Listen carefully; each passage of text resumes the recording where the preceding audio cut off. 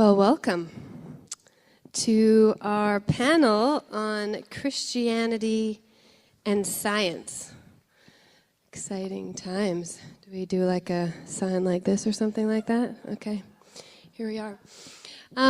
First, I was thinking maybe you could each introduce yourselves. First, last name, and yeah, that's fine. No more details unless you can think of something. Jeremy Bossio. Bossio. I always wondered exactly how to pronounce that, so thank you. Bossio. Boss. We'll just call him the boss. Okay. I'm Caitlin Bingham. Paul Teal. Paul Teal. Wonderful. Thank you so much. Alrighty. Well, we have some wonderful questions that we have prepared ahead of time. So all of our panelists are prepared and ready. Just so you know, reminder, you have about 2 to 3 minutes-ish. If I give you this sort of look, you know, like a hairy eyeball kind of look, it means, just joking. We'll kind of just like see how it goes, flow. You can flow together, flow on your own, like, you know, but of course, if you're taking 30 minutes, that's really all the time we have. So we want to make sure that we keep it going. Sounds good? Yeah, you're going to be great. Okay. So I'm going to ask the 3 questions, and then after that, we'll open it up to you all. If you have a question you would like to ask the panelists or something you want to comment on, we will have time for that afterwards. Okay. So, first question. Do science and Christianity conflict? How have you experienced science and Christianity in your life? Who would like to go first? Okay. Did you want to do your little intro? Okay. Sorry. So I'll sort of answer these questions together, but I would say that Christianity came before science in my life, sort of chronologically speaking. So it definitely formed my worldview as a child and adolescent, and I would say that the type of Christianity that formed my worldview as a child, basically I was taught that it did conflict with science. I can remember my parents, especially my mom, having books with titles like Darwin on Trial and Evolution, a Theory in Crisis on the bookshelves. And she was looking for ways to refute the evidence for evolution by natural selection, essentially, because my parents perceived that as a threat to their biblical understanding of how the world was created, right? And of course, so I absorbed that as a kid, and I didn't really have the tools to think too critically about it. But then I also had this kind of weird experience of being raised that way at home, but then also attending a fairly academically rigorous university prep school from kindergarten to grade 12. So at that school, I was learning about the value of scientific inquiry and how much, what volume of evidence it takes for a hypothesis to even become a theory, and that's a pretty impressive amount of evidence. And so I think my brain just learned to really compartmentalize so that I could still devoutly believe the Bible in a fairly literal way, and also be exposed to those things and sort of realize that, yeah, that made sense. That stuff made sense to me. So I don't remember for sure when the balance tipped, but I do remember landing at the place in my early 20s, probably even late teens, and suddenly being sort of taught that I could read the Bible in a different way, I could understand it in a different way, in a more expansive way that didn't require me to not believe science. And I actually remember a certain expert in the field of evolution in the Bible being invited to speak at the place many, many years ago, and it was this guy. And I don't remember that much of what you said, but I do remember feeling a palpable sense of relief that okay, maybe God could have created things in some way that we can try to understand, and also that could have been through how we have discovered it happened scientifically. And now my experience, I would say, is that I don't feel any conflict between the two, and I actually sort of see them as fairly complementary, like methods of inquiry, kind of, with science being maybe focused more on seeking to understand the physical world and our place in it, and Christianity and other faiths focusing more on seeking to understand the spiritual realm or side of things and our place in it. And I also think it's interesting, like, I would say to do science well, you have to be open to being proven wrong, right? Like, the whole process is making a guess about why things might look a certain way, and then, like, gathering evidence, and potentially that evidence is going to prove your guess wrong. And I actually now believe that the same is true of faith and of Christianity. Like, you have to be open to changing your mind and being proven wrong in order to really do it, like, in a good way.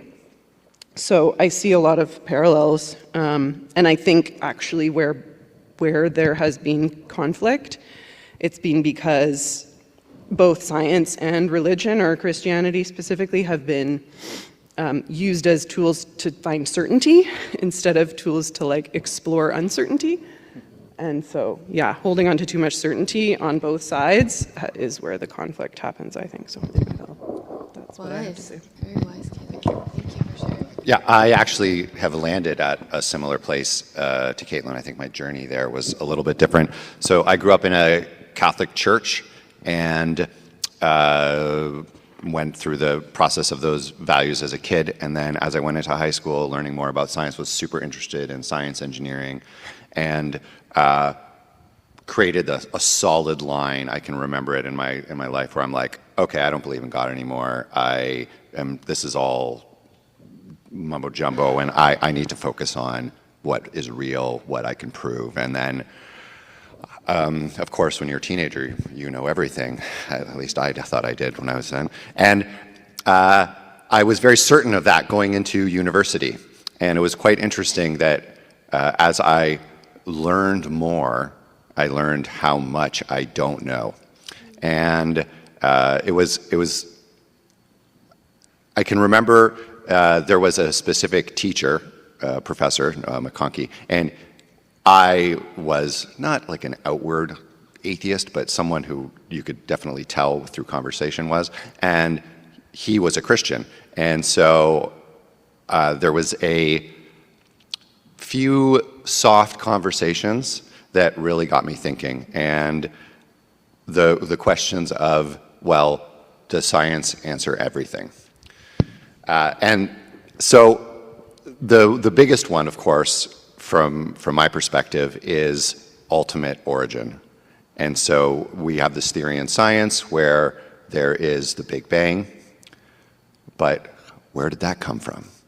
So if you were to talk to scientists, current belief is that a few seconds after the Big Bang, that all laws and theories and fundamentals in physics also are created in that time.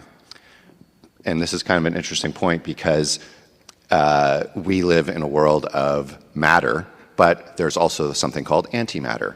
And if the universe instead would have been created with antimatter, would any of the same laws of physics still apply to how they are now? We don't know the answer to these questions, but they're really fun questions. As far as the conflict is concerned, I really started to find, like Caitlin said, this meshing where things kind of could work together, and I really started to find an openness to the mystery, and that is kind of what led me back into the faith community.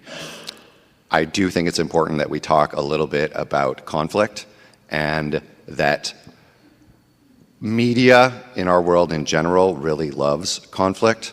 It's not too much of a story to say, hey, these two people get along. That's typically not how our media works. And so you get these very distinct divides where it's like, okay, you have the atheists, the Darwin, Dawkins group, and then you have the creationists, all the faith communities and everything, and there is a certain conflict, absolute, between them. And that makes really good news, but it's actually not how reality works. In my world, in my group of friends, in my community, we see us working together, and that to me is more what the real story is, not the story that we're necessarily told. So anyways, I'll pass it. Thank you, Jeremy. So I guess on the same tour, when I came and spoke with your group, which I don't even remember, that's embarrassing. I was, for some close to 20 years, I was an annual guest lecturer at Regent College, and my role was to talk about Christianity and science, Christian theology and science. And the professor, about a month before my yearly visit, asked me to tag on at the end, just to help these divinity students, these theological students, start to think about how they might have to sort of rearrange their theological maps to include the theory of evolution. And that was supposed to be a little postscript at the end of my lecture about Christian theology and the rise of modern science, which is a big enough topic. Anyway, so my head was in this space for about a month, and I was trying to write and trying to get all these ideas to fit. And I was tucking our youngest one into bed. She was, 6 or 7 or something like that. And it's in the summer, it's just unfair to be a child and you're put to bed and the sun is still up, So there we were sort of lying next to each other on our bed, and we were looking at the dappled light coming through the curtains on the wall, and we were just describing what we saw. And then she turned to me and she said, "Daddy, which do you think is true? Science or the Bible?" And I thought, in my own household, here I am, my life's work is trying to put these things together, and my little girl has somehow absorbed that you can't. Where did this come from? And she just was looking at me, and I said, I'm thinking, I'm preparing a lecture for graduate students, and I just said, I don't think the Bible is trying to be science, so I don't think we have to choose. And she just nodded at me very wisely, and she said, "You're right." So that was lucky. Anyway, but as has already been said, and I'm going to speak less today because I have a sermon next week where I get to it's going to be a follow-up on this topic next week. So I'll have more to say next week, but these two put it perfectly. It's the conflict is sometimes created by a faulty view of what it means to be a Christian and a person of faith, and a faulty view of science, faulty view of what theology is and isn't. And sometimes that conflict is created by media that just needs conflict to keep the plot going forward in a simplistic way, and it's just more complicated and beautiful than that. Alrighty, our next question is, what is the role of the Christian church in our scientifically oriented and materialistic society? Ooh. Caitlin?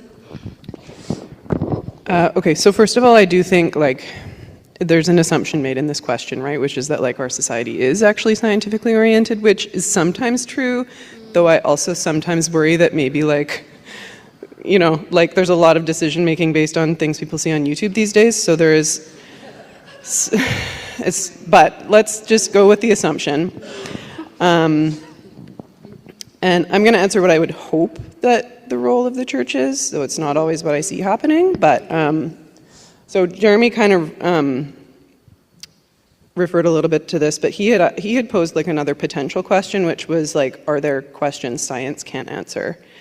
And I think that one of the roles that the church can play is to create space for us, not to necessarily answer those questions, but to explore some of the questions that science isn't as well positioned to explore.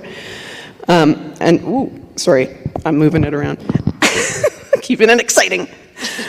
And that doesn't need to mean that they're separate. It doesn't need to mean that the church has its, like things that it can explore and the science can explore other things. I think there needs to be overlap. I think that, like, in the church we need to be able to explore all aspects of our life. Otherwise we can become isolated and fearful, right? That's not helpful. So one idea that comes to mind in terms of a role for the church is something that Pam has talked about. I think it's like a Celtic idea, and the poet John O'Donohue kind of popularized it, but it's the idea of thin places, right? Like places in our lives where the boundary between like what's tangible and what's observable and like the non-material, the spiritual world feels particularly thin. And I kind of would hope that church can be somewhere we can acknowledge and explore like what can't be easily explained, and what's mysterious and beyond understanding, not just what's empirical. I'd hope it's a place where we can feel too, right? Like a place where we can grieve and delight and sit in discomfort and reflection. So another thing that I think is unique about the church or different about the church than science is that it's always been explicitly interested in morality in a way that science purposely isn't.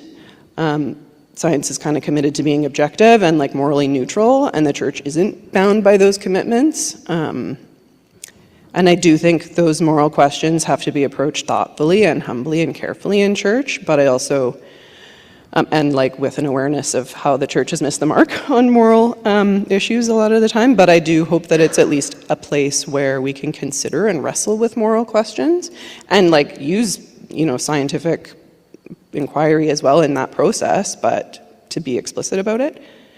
And then another thing is meaning making. Like I think one of the reasons why society is sometimes materialistic is because we feel kind of devoid of meaning, right? We're trying to fill some kind of hole. And I think church gives us an opportunity to explore meaning in our lives and to feel like there's more to life than just like surviving and like, just the strict biology of things or whatever. I'll stop there, but. I guess just what she said, really. That was really well said, Caitlin. One of the things that I wanted to, I guess I can just add to it, is that I feel like Christianity and faith, and there's mystery and beauty in the world, and you can connect them in with science. So I wanted to show one slide. So a guy named Leonardo Fibonacci, he came up with a sequence, and it's a really simple sequence if you look at it. It's just adding the previous number to the next number. So 0 plus 1 is 1, 1 plus 1 is 2, 2 plus 1 is 3, 3 plus 2 is 5, 5 plus 3 is 8, and so on. And so it's really simple. But we can see this literally everywhere in nature.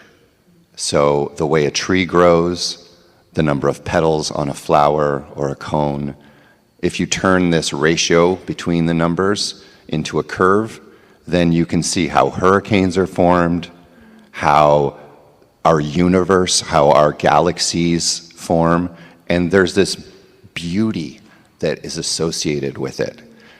And you can ask how this works, and the Fibonacci sequence and the ratios really answer the question. But why did this happen? Why is there this connection between science and beauty? And we can bring that into our personal lives in terms of art or love in our community. And for me, this is the role that, at least for me, that my faith community and the community really adds to my life. If someone were to ask a scientist, well, do you love your family? Well, the answer is yes. Well, can you prove that? It's not easy to prove something. Science doesn't have the answers, and I think that is where, at least in my life, my community and the loved ones in my life really connect between my faith and the real world, the science world, I guess. So I'll just leave it at that. An analogy that I have heard that sometimes is helpful and this is addressing the difference between what is in a theoretical core of a scientific theory, and in terms of physical evidence and things like that, the difference between that and what it means. There's a difference between scientific results and then what they mean. And so here's an analogy that sometimes can be helpful. Let's say you're having a birthday party, and a woman shows up at your party who's a super, super close friend of yours that shouldn't be there because she lives far, far away, like the other side of the planet. You had no idea she was in town, and she shows up as a surprise at your birthday party. And at first, you don't believe your eyes, because that shouldn't be. And then eventually, your senses give you enough data that you realize, okay, she's here. I'm hearing her, I see her, maybe I give her a hug so I can feel like I know she's here. But you still don't know why. Why is she here? What does it mean? Does she have really important news for you, and she has to tell it to you in person? And is that good important news or bad important news? Like, what does it all mean? And that is kind of an analogy for the difference between a scientific theory and what it means for us in terms of society and culture and morality and stuff like that. And I think, and this is really naive and optimistic, but I hope that one of the roles the church can play in society is to just keep reminding people that there is a difference between scientific results and scientific theories and what it means in the larger scale, in the larger picture.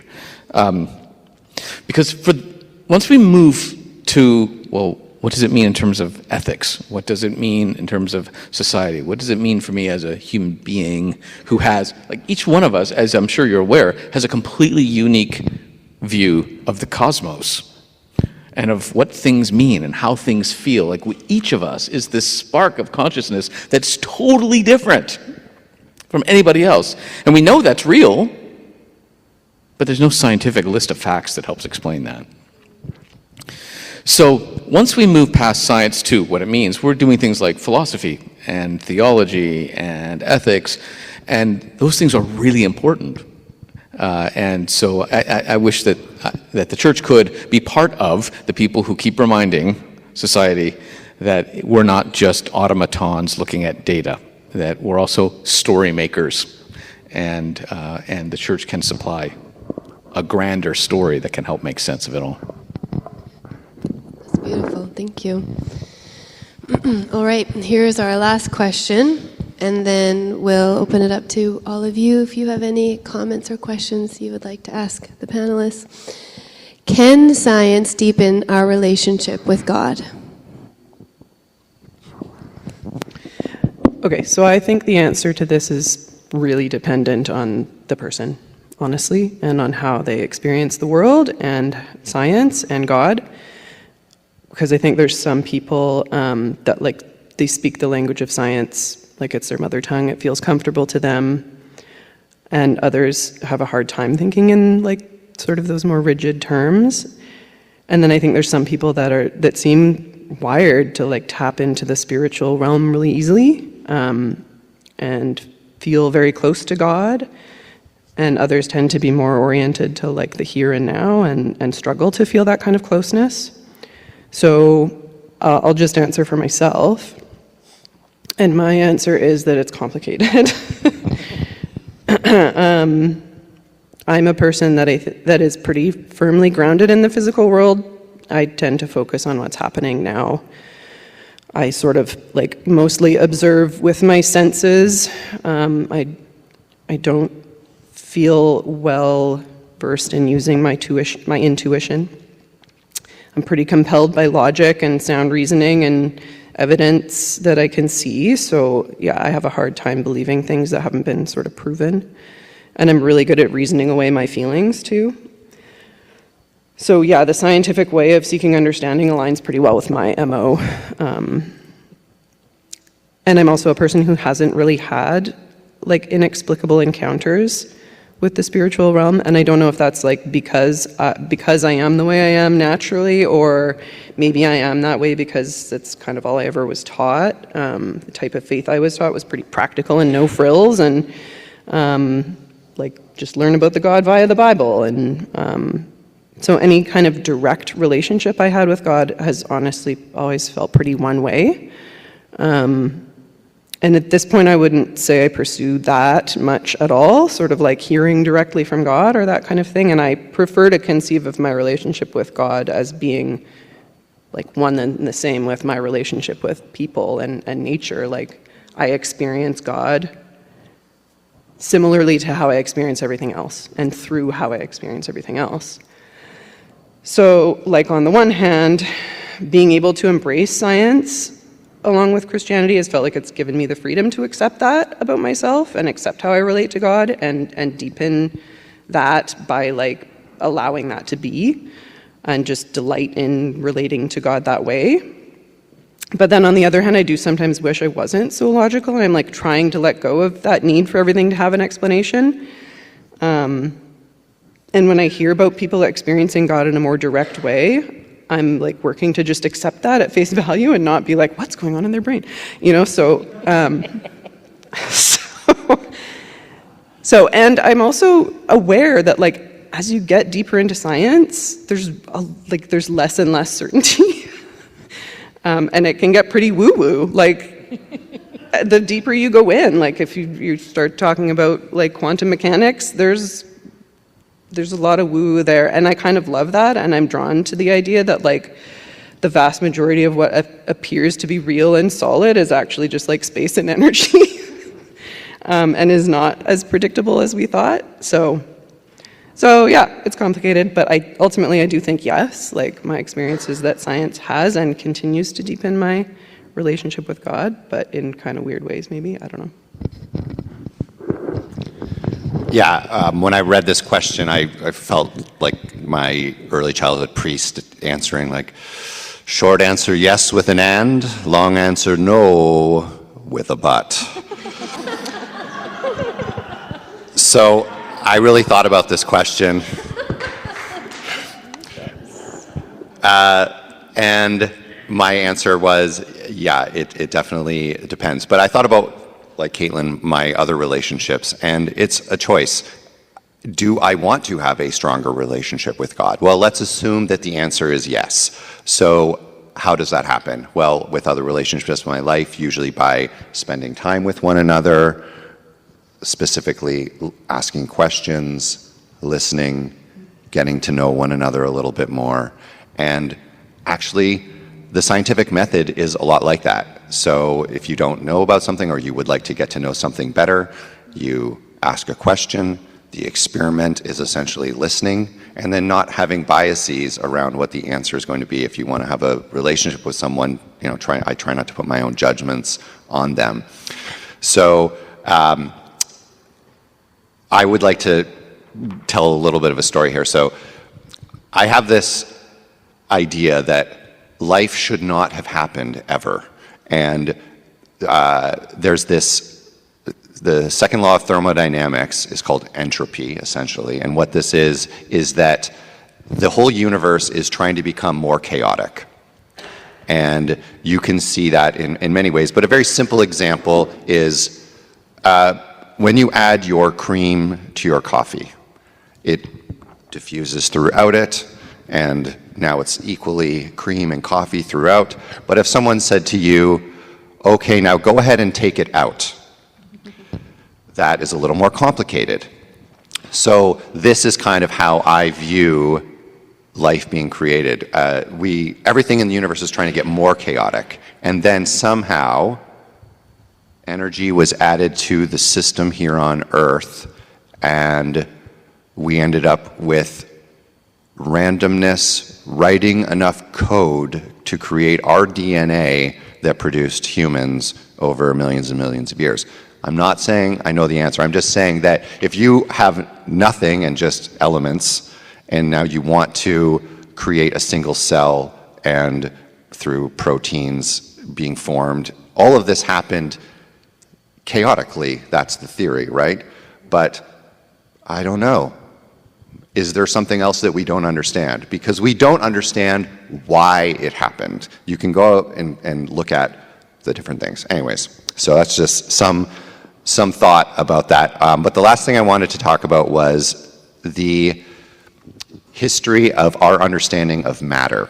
So matter, we know the periodic tables. Mendeleev came up with that. John Dalton had a theory about atoms and all these things. But for many, many years before that, the elements were not carbon, hydrogen, oxygen. They were the actual elements that we think of in nature.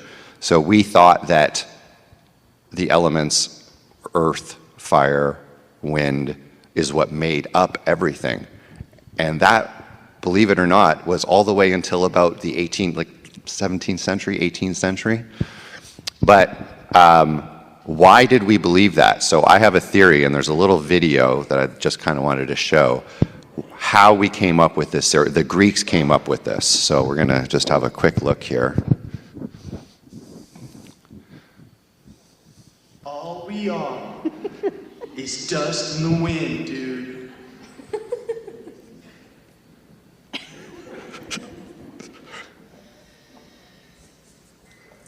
Dust, wind, dude. So there we have it.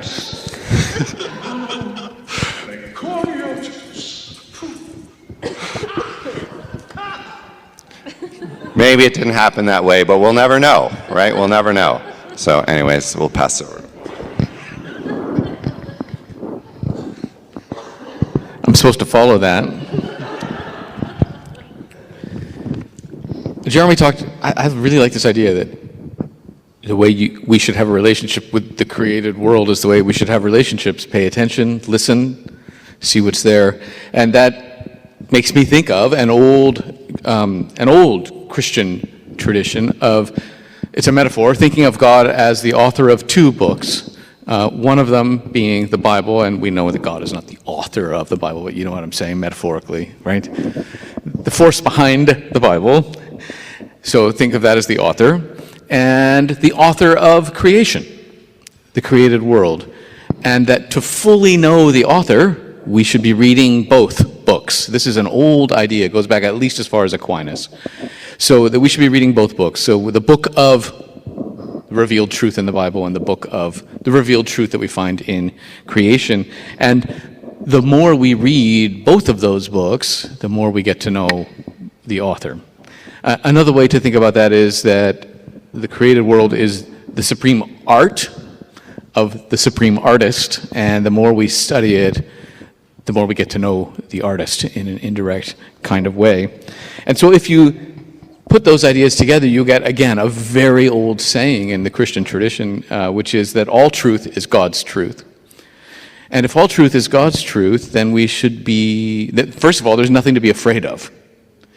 And secondly, we should be seeking out all the truth we can find. And we have lots of different ways of doing that through storytelling and poetry and art and caring for the earth and caring for our neighbors and exploring the world through the tools of science. These are all ways that we can explore the world and gather truth, and as a result, get to know God a little bit better. So for me, growing up, as I think Caitlin did, and Jeremy at least spent some time visiting communities where Christianity and science were thought to be in conflict. It wasn't really like that for me at home, but it was in all of my church communities growing up. That was the assumed stance, that science was a threat to the Christian faith. So having grown up in that view, when I finally discovered that there's this old tradition in Christianity of seeing everything as provided by God, and that there's nothing to be afraid of, and we should be seeking out all the truth that we can find, and then we get to know the author of all things better, the artist of all things better. That was, to me, such a relief. So for me, yes, science can deepen our relationship with God, and in part, I'm coming at this from the position of relief because I had been told that no, it can't. Science undermines our relationship with God. So mystery has been brought up a couple of times already here, and sometimes we think of it as things we'll never know. But the more ancient understanding of mystery is something that we'll spend forever learning about. So we'll just constantly keep growing into a knowledge of the thing, but never complete that growing into the knowledge. So it's not this blank nothingness, but it's this infinite, the world is infinitely interesting. And we can keep learning forever, and that's the mystery of the world. And so for me, science is one of, not the only, but one of the ways that we can explore the mystery of this world. And as such, if you have this stance in your life, it can also be an act of worship. Thank you. That's wonderful. Alrighty. We have time for a couple of questions. Tabea? You should, but you might want to use that mic because I'm a little bit sick. So I've got my own mic over here. I'm wearing my coat because I'm cold, not because I'm going to run away. I don't know if this is a question so much as a series of things bubbling up in my head that I guess I'd be curious to hear your response to. And a lot of this is coming from my position and my positionality as a post-secondary instructor and a more recent doctoral student who has access to journals and science and things that a lot of people who are not in my position don't have. So the words that are kind of coming into my head are words like power, authority, faith, humility, and so where I'm coming from is both the church and religion generally, as well as science, historically have been the domains of privileged people who have had access to certain texts or resources, in the case of science, to even be able to conduct those experiments. And so what we have still, hundreds of years post-Luther and all of that, is a culture that still largely by faith accepts what is true from authorities, whether they are religious authorities or scientists. And we see this even around like debates around climate change, because it's like, which scientists do you listen to? And not many of us as lay people have time or access to do the science or to read the journals to determine who has authority, like who actually is a credible voice on this. And then behind all of this as well is we live in a society that is still largely permeated by Western ideas of what science is, or how to know and how to find truth. And there are indigenous ways of knowing. So it just, and then I'm in the classroom and they want me to be the authority and tell them things in a world where many of them are outsourcing their thinking to tools like AI. And I'm not against AI. I tell them to use it in many cases, but I don't know, I'm just feeling all of those dynamics at once and kind of like, where are we going as a evolving or not society around how we position all of those things.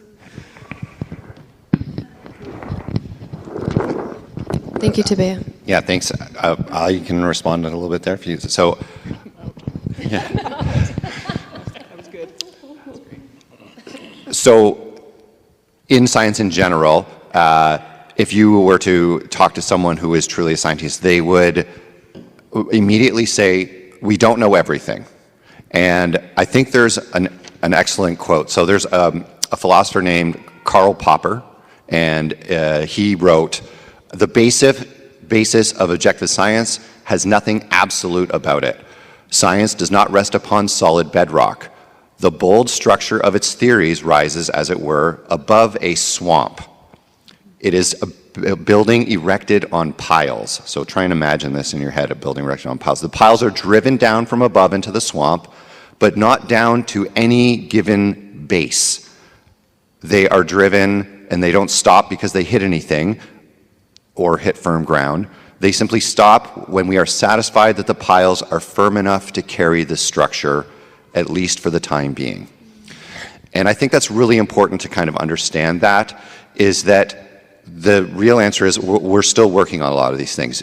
I like to say, currently, this is where we're at. And these are the resources that I'm using to be able to state that. And new information could be found experimentally through observation, whatever it is, that may change this in the future. So I always say we're doing the best we can. And, you know, this is why I'm always skeptical when someone says, this is how it is. I'm just like, okay, can we say this, I think this is how it is, if we're being honest with ourselves? You know, Newton, Einstein, all of these guys always said that. They like, this is what we think for now. So I know that in our modern day, like with politicians, and they want to protrude confidence, but I would prefer if instead they protrude honesty by saying, I think so, this is what we know so far. I would feel better about it. Does anyone else want to answer on that? Yeah, there's still a lot of, for lack of a better term, there's still a lot of 1950s left in our society when it comes to things like the scientist wearing a white lab coat, holding a clipboard, telling you what to do or what to think or how the world works, and then just kind of exchange the lab coat for a priestly robe, and you have the same thing from the church in many ways. And people rightly push back against that because, as Jeremy just said, it's never that simple. And the moment somebody tells you it's simple, be skeptical. So I think it's important for us to point out that even when you hear things like science-based practices or evidence-based practices tell us that this is safe, keep in mind that some human being decided what level of contamination is acceptable and isn't acceptable. And then based on that human judgment, science is done and data is developed. But the implication is often that, oh, it's science-based. Oh, like it's absolutely perfectly true. But it's a human activity. So one of my favorite, that's wrong. My favorite philosopher is a guy that hardly anyone's heard of. He died about 100 years ago. Charles Sanders Peirce is his name. And he envisioned the scientific pursuit as a community of people who are engaging with the world in a way that is open-minded, meaning always be open to the possibility that you will be surprised by something. Don't formulate a theology or a metaphysics or a theory that rules things out. Instead, be open. And he envisions this scientific project as going over generations and generations, and it's self-correcting, and people are trying to find mistakes, and that it's always making its way toward a better understanding of the physical world, but never really arriving, because there's always the possibility of being wrong and always the possibility of being surprised. I really think that as a church, we should be doing the same thing when it comes to our theology and our way of thinking about God. We should just be honest that everything we say is a human project with all sorts of limitations. And so this is our best understanding for now in terms of our theology. Our statement of faith should never be this is it. And if you don't agree with this, you're out. Sorry. Have fun burning in hell. Like, we shouldn't, like, that should not be the way, but that is sometimes the stance that people perceive. And so in both cases, there's a very healthy humility, I think, that we just need to keep reminding ourselves about, and that would maybe help lift up the lowly and bring down the proud. Man, that was amazing. That was so beautiful. It's 12:30 now. This is typically the time when we were hoping to end, so I think we'll... I'm sorry we had the one amazing doozy of a question that sparked on this beautiful conversation. I feel very moved. That was amazing. But we're having our community lunch now, so I think this is a great time to sit next to someone and let's keep that conversation going. Paul, do you want to do the benediction? Yes, okay, thank you. Yes, Andrea, I do.